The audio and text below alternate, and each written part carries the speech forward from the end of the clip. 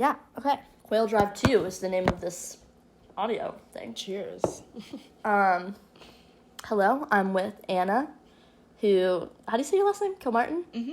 Anna Kilmartin. And we're going to chat about ecstatic dance, embodiment, art, yoga, whatever Anna wants to talk about. She is an incredible community member and has brought the spirit of dance to the Boone community, and I'm super stoked to be interviewing her. Okay. So yeah, I have a couple questions. I guess, like kind of my first question that I've been asking is, how has movement influenced your position within society and in community? And that can kind of be like more of a historical, like, synopsis of your kind of history with dance, brief overview, kind of. Yeah, I think when I found ecstatic dance, the first thing I noticed about it was the community, because I found it within a really, really tight-knit dance community. Mm-hmm. And I think that's what appealed to me most at first. Very quickly, the movement aspect came with it, but yeah, and so I think getting more involved with the dance community, like in Durham and Raleigh, that's kind of what made me more inspired to kind of create my own community surrounding dance. Mm-hmm. And I have really, like, that's one of the things that keeps me grounded in it and keeps me so passionate about dance, is the community that forms around it is so wild, because it's so multi-generational and it's so like every type of person, and it's so like, it's just a group of people that you wouldn't expect to see hanging out all the time, but we do, because we all love the same thing, and this one thing connects us all together. And, you know, we move together in ways that societally you wouldn't really expect, like, this group of people to move together in that way. So I think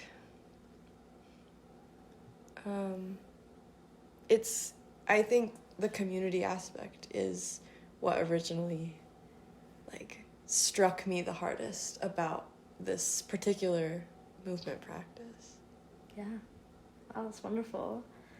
Yeah, and so it seems like this kind of unifying thread through, like, all of these different people. And I wonder, how does that create community justice? And if you have any ideas on that. And is dance and movement like a methodology for, do you think, collective change? And yeah, do you have any ideas on kind of it turning into something that, or that it already is inherently, is kind of this social uprising in some type of way? Yeah, I mean, this is something I think about a lot, because I think specifically this particular space allows you to break down so many societal barriers and expectations of how you can interact with other people and what it means, like, relationally. Mm-hmm. And it really, I've heard so many people say, like, this dance space in this community allows me to be myself in a way that I didn't know was possible, because it's like, it's weird. Like, we do weird things, you know, we move in weird ways, and we, like, connect with each other in a way that's not the typical way to connect with people. And it can feel really, like, intimate, but really safe, and really safe to explore that within generations and within genders and within all of it. And it's also always been really important to me that it remain a donation-based space, and, like, a free space, you know? You know, we have people that are able to financially donate, and that keeps us afloat for the things we have to pay for, but most of the people that come there don't contribute in that way. They contribute in their own way, energetically, and with their movement and with their presence, and they're not expected to do anything else, and they can come to this space that is specifically created to hold them, and they're not expected to do anything or participate in any certain way or move in any way or say any certain thing. And I've watched that people take that out with them, or with that, like, you know, it's myself included, like, take that with us into society around us. And, you know, I've heard a lot of people, like, kind of on the outskirts of it, kind of like watching the way we all connect with each other and the community we have, and saying, like, whoa, I've never seen people connect in that way, or like these type of people connecting in that way. And, you know, pulling some sort of inspiration from it. And it's truly like the most welcoming space I've ever been a part of, which feels really restorative, and like it feels like there is some justice in that, of like, yeah, you can come here, you all can come here, like, and connect in these ways, and there's no hierarchy, there's no expectation. And holding space for people to move their bodies in a way that they don't often get invited to do is really impactful, I think, to the rest of their lives and the world around us. Yeah. That's beautiful. Yeah, I love what you say, like, there's no hierarchy. And I feel like that it's a free space, and it seems to me like everyone can, like you said, like, contributes in their own way. And I wonder, like, because you are like a leader in a lot of ways in this community, but you know, how did you learn how to maintain that kind of equilibrium and balance as a leader, and also as like a participant and just like a fellow peer? And do you have any advice, I guess, in that sense of being, I don't know, equanimous, or, you know, having equanimity in your practice? I think it can be hard to hold such an emotional, vulnerable space for people without getting overwhelmed or burnt out on it. But it feels so important, and it's so important for myself too. It's like holding that space and, you know, being someone that's willing to take on the harder parts of it. I think you just gotta have passion for what you're doing. Yeah. And like, if I didn't have the level of passion I have about this, I would have stopped a long time ago, because it's really hard. It's really hard to not only hold a weekly space, but also be holding this constant kind of community thing all the time. It can be a lot, but it's a labor of love, and I feel privileged to be able to do it. And so I guess that is like the advice, is like, do something you're passionate about, right? And be open to that being hard, and be open to it being overwhelming. And also, you can't do it alone. You need, you know, it's really easy to take it all on and be like, I'm holding this space, no one else needs to do anything. But you need help in any situation like this. And I think allowing the space to hold you as much as you're holding the space, which is a struggle sometimes. Because if you're not feeling held by the space, it feels hard to hold the space. Right. So, yeah, the labor of love is what it comes down to, I think. Right. Yeah, and this like reliance on community as well. It seems like people also have to they have to give it to you. They can't just be alone, or it's like you're holding the world in that way if it's too much and too heavy. But it seems like there's enough people that are like feeling that passion as well and like want to be a part of that collective experience. That's the thing. It's like, we have different people that come every week and different people that, maybe just come once or just are in and out or whatever. But there is this core group of people that are so passionate about it and they want to be there every week and they want to be a part of it. And really, that's what holds it together. And that holds the space for someone to just come once or for someone to come every few weeks. Because we have people that are committed to it and are passionate about it. And that's what makes it work. It wouldn't work without that. If it was a whole different set of people every single week and then I was the only one that was always there, that wouldn't work. That wouldn't be sustainable. Right. Yeah, it's the community, the shared passion. Yeah. Very cool. Okay, I'm gonna look at my notes again to see if I have. Let's see. Yeah, you should eat a little bit. We can take a little short break and eat some potatoes.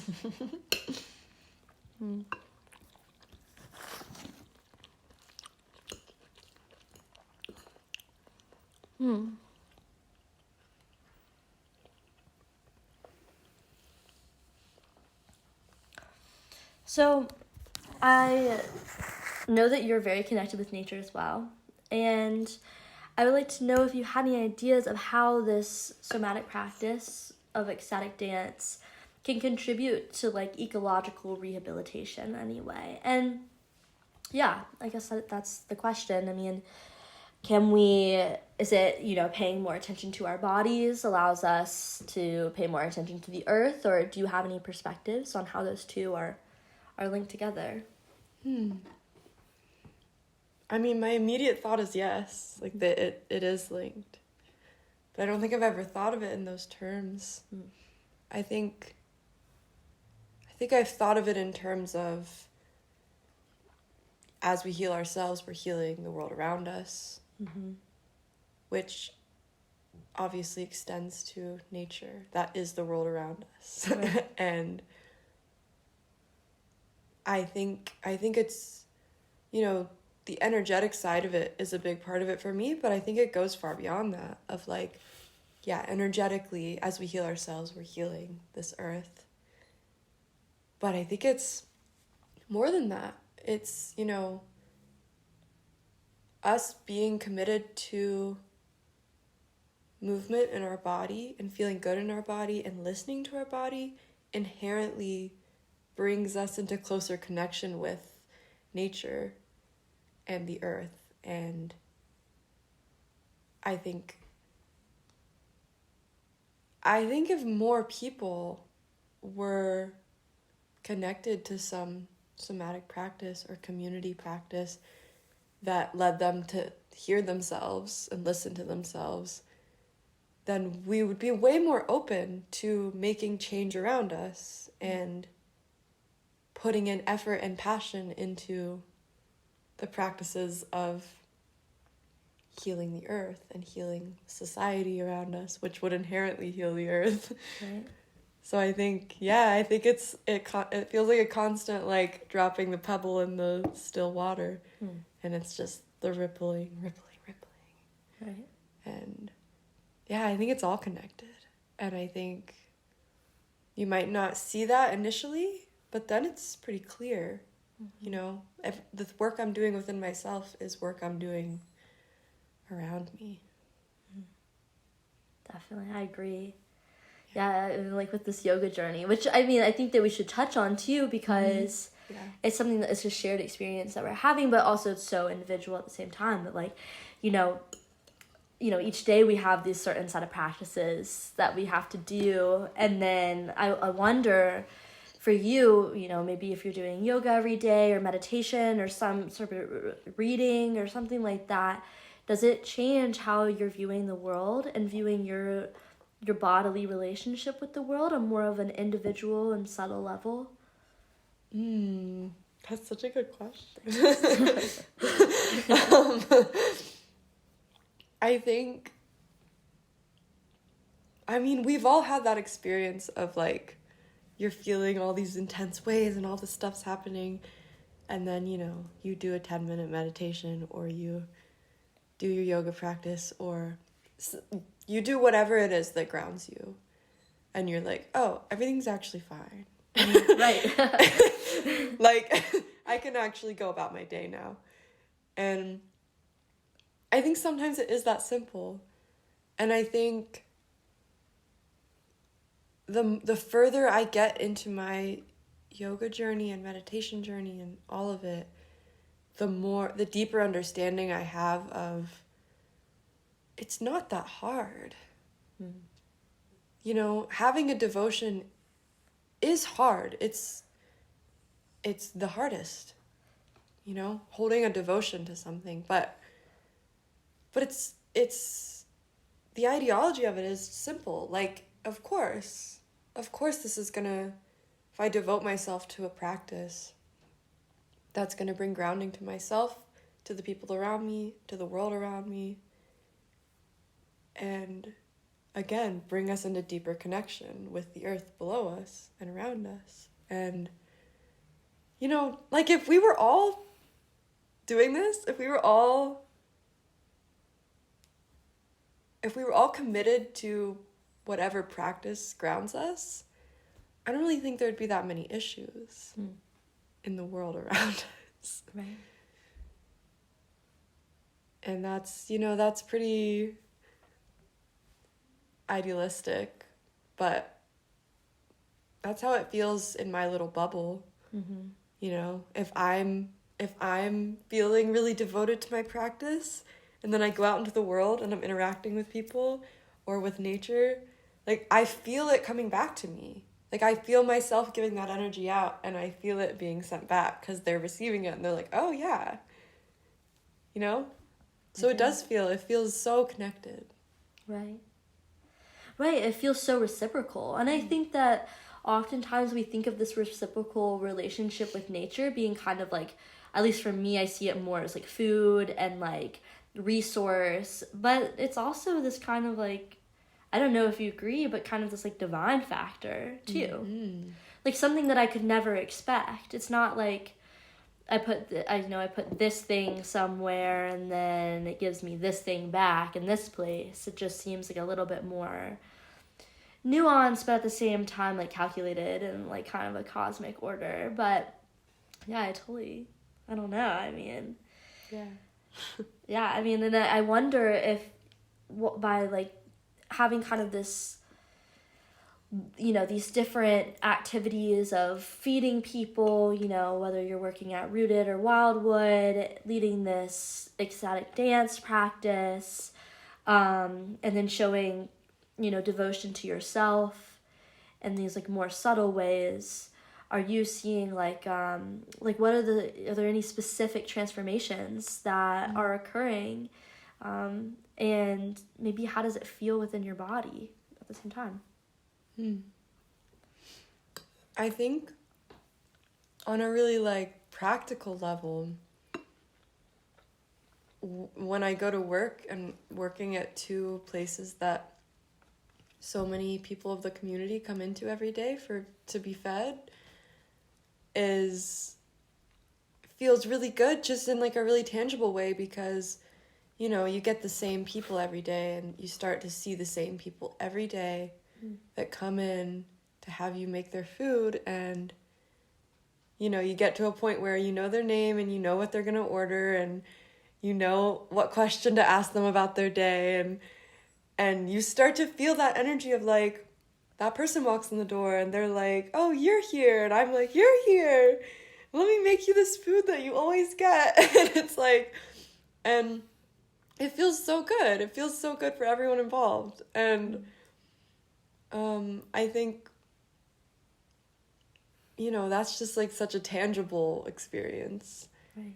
And then, you know, being with my friends and the community around me, we're able to have this reciprocal connection of like, I'm taking care of myself so deeply and you're doing the same, and then we can like have like the deepest connection because of that.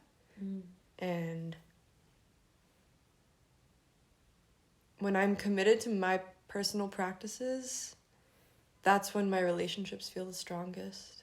And that's when the world around me feels the most hopeful. And I think that's true for most of us. Whatever our practice is, whatever our devotion is, if we're truly connected with it, I think that's when things start to heal around us. It's so poignant. Yeah, I have another question. I guess it might be a short answer, but what do you think your mission is? And yeah, I know it's a complex question, but yeah, what is your purpose in that way, or your mission? I feel like you have a mission. I think it comes down to holding space in whatever way. And I've always felt that way before I found dance, before I was on much of a yoga journey, before anything. I didn't even have an idea of what it would look like. I just always felt this deep need to hold space for people. And I mean, that's what fulfills me.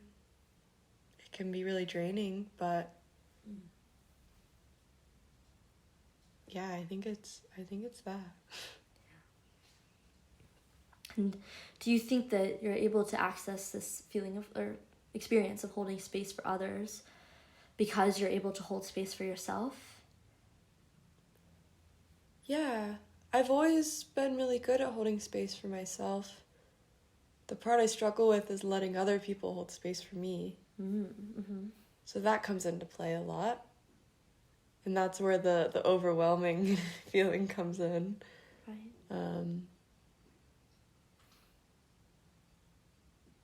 Yeah, I do think that's part of it, is like being able to hold space for myself does give me the room to hold others. And I think that's why when I'm grounded in my practices, I have much bigger space to hold. Right, yeah. Yeah. Wow. And so what's next for you? Do you want to, continue expanding this practice, or just holding space and seeing where it goes? And yeah, just describe what your journey kind of looks like in the near future, I guess. I think continuing to hold space in whatever way is coming up at that period of life. Continuing to build community everywhere I go, no matter how long I'm going to be there, no matter what's happening around me, just building community and strong roots everywhere. And, the spaces that are being held here, the ecstatic dance space, all of that, I feel confident that I'll be able to, pass that along to the people that are already so committed to it. When I can't physically be here, I feel really confident that that passion will continue here. And because I'm not the one holding it together, I'm not like this person that has created this. It's like, I'm doing a lot of behind the scenes stuff, but we're all holding it together. So me not physically being here anymore won't change that. So I guess I don't have any tangible plans, but I just want to hold the space everywhere. Yeah. Yeah, that's awesome. I think we're good. That was great. Thanks. Of course. Bye. Bye.